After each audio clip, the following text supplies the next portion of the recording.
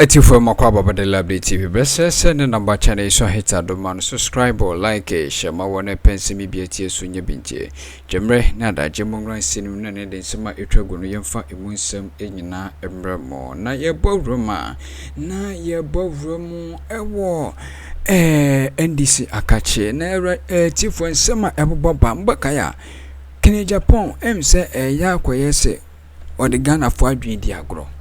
Yes, because Agyapong Korea no o make it na say MPP Bawumia kra no campaign emse on joining no for campaign no but ene ye ho Agyapong wa join Bawumia to campaign at Suame magazine in Ashanti region na eno na Agyapong nsem ode to dwan HM say eya gweze NDC amanyoguo no Ghana for be ya omonto o madwen mu ma NDC for because NDC for is dangerous o mu ni bibia de pa bi bo mo na yebusa ze akopra gu Agyapong enye wukro ya na aba bontin a odi dwato be ma mahama sei no nsem a wokaye ni nyina no na esidai na I don't know say etivo minim so bibenya emu nchase a comment ama me because they are playing with Ghanaian minds as omo de Ghana for adwen edi agro na mo amunim Suame for so de mun say MPP deceive omo papa in terms of interchanging yi a omo deceive omo no me pese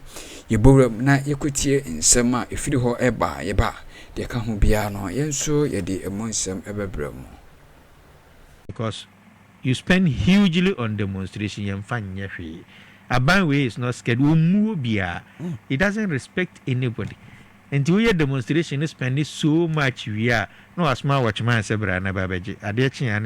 Look at the beautiful demonstration by the Doomso Vigil. How many radio stations in the country? As if someone meanwhile, this is a well organized idea than even the 2016 one heard but so I say that well when the civil society groups, the independent bodies, somewhere fine. But the end here, ours is to concentrate on the ground. Make sure that the executives, are up to the task. They are always ready to be there. My move around. I spent all the time this registration to be in Ashanti region to ensure say omunya a field day in Ashanti, and I could be confident to tell you say we have achieved it. Sir, rounds na yakon. Has taught me a lot of things. And mommy, how the picture looks like. And me, I can tell you confidently, say, our party executives, may qua, so over here some of the videos are in my discussion, I tell them they are not aware. Obi anim baby I'm about. As I sit here, me through her, the next constituency doesn't know. So ba me baho. The entire me yes and my executives are also doing same is that you see how many of our executives and a war center home monitor, how many of our parliamentary candidates and I take it a so serious. And I can tell you when I get to Ashanti region and I move, I see our executives. Sometimes all of them, a minimum half of our executives are always present. Our parliamentary candidates are also playing their role. That is the confidence I get from the registration. And maybe my confidence, I'll tell you, say, yang, and when I say yang, the national executive today, led by Johnson, Esiedu, and Ketia, are poised to make John Mahama the president of the Republic in 2025. You're poised in making Professor Jenana Opoku the vice president of the Republic. We want to make a history by giving Ghana its first female vice president. And Sir Ajumana yeah till 7th December. And make sure that on the 7th. Sometimes more figures.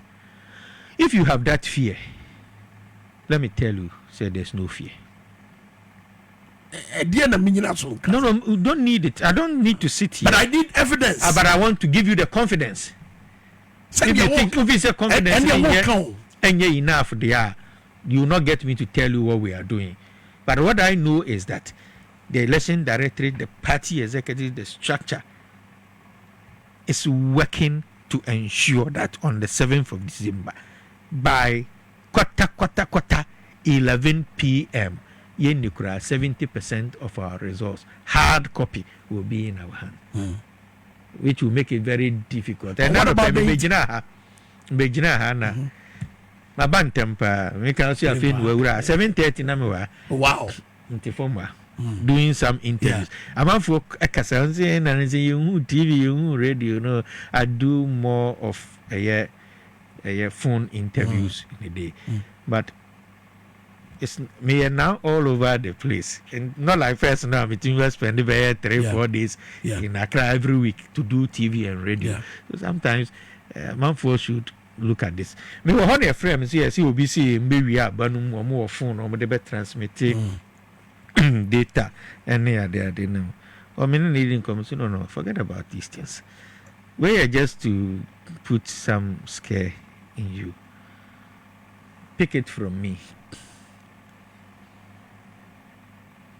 Say, we are ready as a political party, well prepared today. Yes, Saki and Crawford to work on an empty stomach, and the signs are clear. Say the people are ready to work on an empty stomach. We are in leadership. I'm giving you all the confidence to say, no matter what, we are going to lead the NDC into the well-deserved victory. We'll make John Mahama the president of this republic again. This is our second independence, and I have declared it, and I want to declare it again.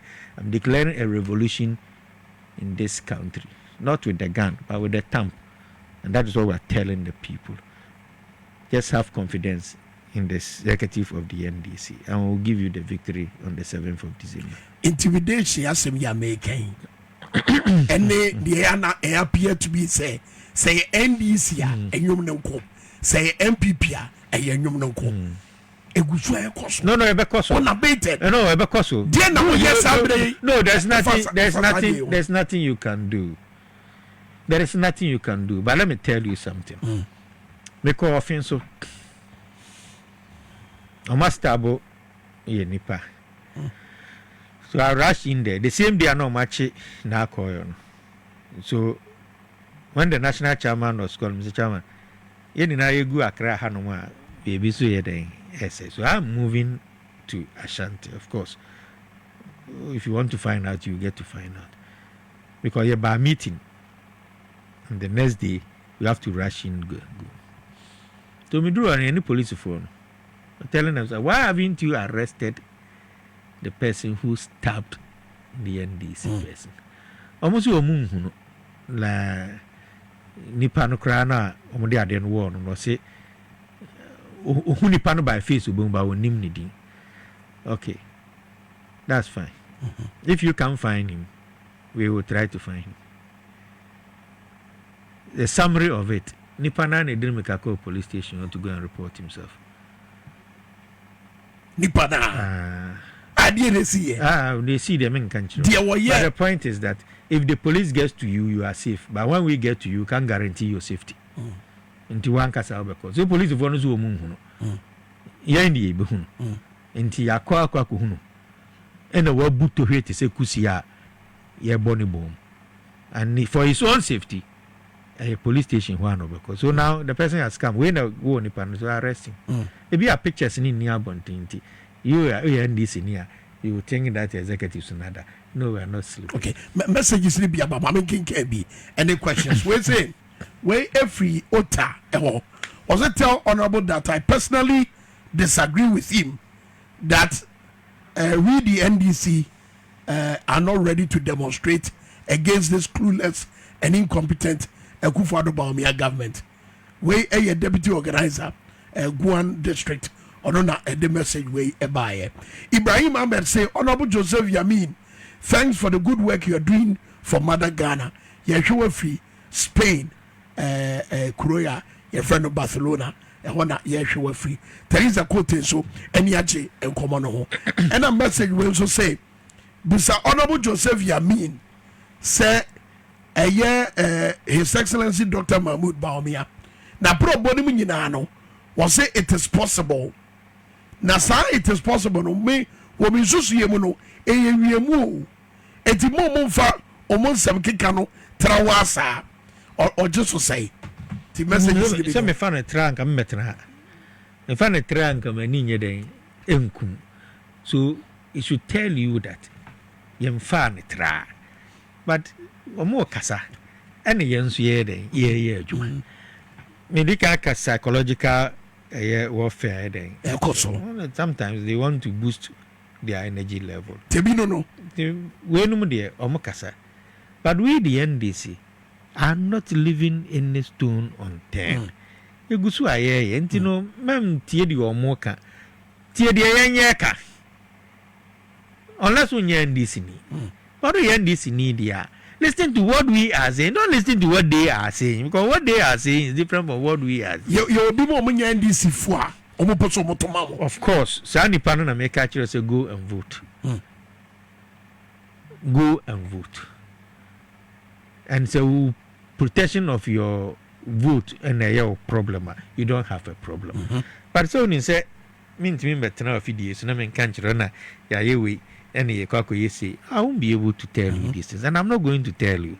But what I'm telling you is that you're and we are not sleeping until 7th December. Ghana full vote. So the only thing I can tell you will be it. Number one, before the election day, operation is different. On the election day, 7 a.m. in fact from 5. Where ballot papers echo to the center and 5 p.m. now you be close to pools. Yeah, the operation is different. You close to pools new year to say you be declare election. Operation is different. If I'm able to tell you this now, see name the then I want kasa wasem. Okay. So we are putting these things together. Now, the demonstration. I can't say demonstrations in yet. What I'm saying is that I'm a fan of it because you spend huge, or your organizer, you should look at how much we're able to send to him. Say, Omonfanye registration. We are on share how much we will spend in demonstrating for 2 hours. No fan to home say man opportunity say on choose between me this sikano kakra even 0.0001% ebreno in the constituency for him to be able to work. And he said me the demonstration nakra where or no kra won't mean and maybe because we may not have what it takes to transport him, and would their hand will be choose. So when the need arises, of course, Bank of Ghana demonstration, all of us demonstrated. But now we say at this critical moment where difficulties, national executives are going round on an empty stomach because party is in opposition, and it's difficult coming by financial support. But they are still moving. Now we see you ask how much you spend in a single demonstration only for them to bring a watchman and come and say ticket.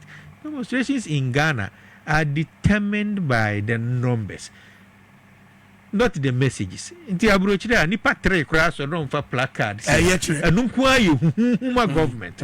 But here we near some of your colleagues in some radio stations. And for heading towards 2024 election, you go so Bomonkai. Let peace prevail in 7th December election. For Mr. Samuel number coming home. Na asumdwe de wura go so botire Ghana foi mo so mo be so mi mo na yetimi akoso spread this information across Ghana. The program we are 3 penny buy. Then they reduce whatever you have spent hugely on when your base is crying. It will what the energy I go down. That is why I am a national organizer. I've never slept before. The Biaba whom you were one constituency or the other. You will see me traveling from one region to the other on the same day. Last time, sometimes I told somebody, so there was a time, even in Christmas, I have to move from a program in Eastern region That same time, drive straight to Central Region to do 3 different constituency programs. That same day, drive to Kumasi night and proceed to Brunhafo region to go and do program in Brunhafo and rush down to Ashanti region to do 2 different constituency programs and come back to Accra the next day. How much it takes to go this round? Okay. The fuel alone is not the how you go round. We say, sir, at the end of the year, energize base, and they say you better not say you boy at this moment demonstration. Which one? So me, I choose this. But when the time comes, there are issues and you have to demonstrate on it. We do it, but at this point, the base is more important. Isaac say you bought a year. Dr. Mahmoud Bawumia tutuo. Also, who video be na ye bodu tutuo wo Kumasi. Yes. Also, we say no Joseph Yami say, and no so omo entrodie na nam kwaso a eba no. Of course, clear. It will never happen. What na Ashanti region? Unim city. Ashanti region so obi be sorry so ohuru MPP ni bi de. But today they are bold enough, they are confident. Unim the intra. The person in PZ who central market and say a store the year you may be out. Meanwhile, John Muhammad the 2 years we see or book it from what pages you were seen of a central market naka 8 years in a year.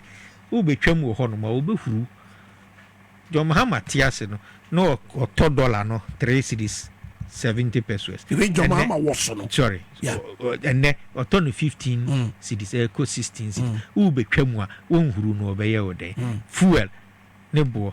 A month for Juman, the banks in Iden, a month for capital air locked up, and that is the sentiment on the ground in Ashanti region. Untina, or more rather, or bars and crowd to a place so that Nipane Huru or mono or more crowd no kata a sukakra. But Yehurua now to me the picture a chair or by half of the Huru no yede a fabra, one fan by a yet. You need to know. I didn't see the engine Mohammed. Oh my God, I say, ya da kwaria so, drama so ya tutu punumu, ya si mpe ni mare, wabusia emma kwa so. E die na chance 4 years he Joma ama betima dane oh my God, echebere. Okay, so the what is important in governance investor confidence. So when the investors lose confidence in you, best struggle, especially when you need what it takes to generate enough revenue. And in Ghana, there's no investor confidence. Businesses, no, for instance, in Ashanti region, I'm a contractor, an example. We see maternity block in Ashanti region. We see Kumasi International Airport. We see Kumasi Central Market. Ashanti region. We're packing in your money in our car. We lay off workers. I feel near time on the Sambra because a bayer name was a John Muhammad at Chhtsê and Kumasi Airport on Kelvin in 2018. 8 years in a year into more than Ebra. Into Yakako Commission project, year. There, see a bit me a plane could have bit me to a September and send a plane to me to Africa. Airport. Meanwhile, President Akwakwa Commission at the end. All these things, because the investors are not ready. But His Excellency John Dramani Mahama and the NDC are bringing back a renewed investor confidence. Or more, no munim pepe person no under his administration. Economy was managed so well. Now more businesses here are ready to come back when there's a change of government. Or more insecurity or more move out of this country. And in PFA say the NDC and John Mahama's administration handle security in this country perfectly that businesses they are ready to bring in. But John Mahama and the NDC are prepared to cut down waste and also contribute to yes. Then the last point, which will not be the last, but to be a minor is corruption, where individuals in MPP was catching banks in this country. will be them $5 million. Oh, cause see our bank was an acas open $2,000. Yeah, Maui. You been yes, yeah, Mao, a bin niho. That's right. But who ran MPP ni fee also pay $1 million. Now when you be a money terminating. John Mahama and the NDC says that we'll bring all these monies back into the banks. Banks na a go under NDC MPP. No, you better the banks na some more owners in the back. Near some more enough money. So that our capital now are locked up and wait me as usika and be able to go. Then you remember import duties, those that are supposed to be scrapped, those that are supposed to be brought down. So the bear nipa net me the container 10 eba and the NDC and or the one eba. We'll begin to go back to that same era and bring 10 for the 10 eba. So there's so much confidence in John Mahama and the NDC because our track record. And na me Ghana fubi kasa na mo yebe mobo wasi o muni na ye pe nam se man friend kanokre yenye pe na se mi hu John Mahmoud Bawumia wasi o might build more airport or use more airport nam say ba kokura wunsi e den na ye more but when Mahama builds airport, builds hospitals, builds schools, builds this, Mahmoud Bawumia and Crawford cannot show a single one of them. We can never be the same. Very well. Honorable Joseph, Yavi, Yabrana, Yabrama, Atrasukra, but I say, and the Obra Unyamaya. I mean, one night, but still, when your time, and then my own radio is in the TV, so, but that's a bar. I don't know what I mean. Long young could die. No. We are not sleeping. Teacher, Nivia, some more class. Our class 6, Mr. Anketia. There are 2 minutes there's more sleep after death. Until Yebekwa Kusi 7th December, when John Mahama on the 8th of December is declared winner of the election, we can have a very good sleep. Very well. Thank you. Honorable Joseph Yamina Tenenkano, National Organizer NDC Amanyo Koro. I was ready to be in a CBD Kwame Kachna. Yamia do my best by Bob Gadata drinking Yamano. Power mid morning, ABC radio show.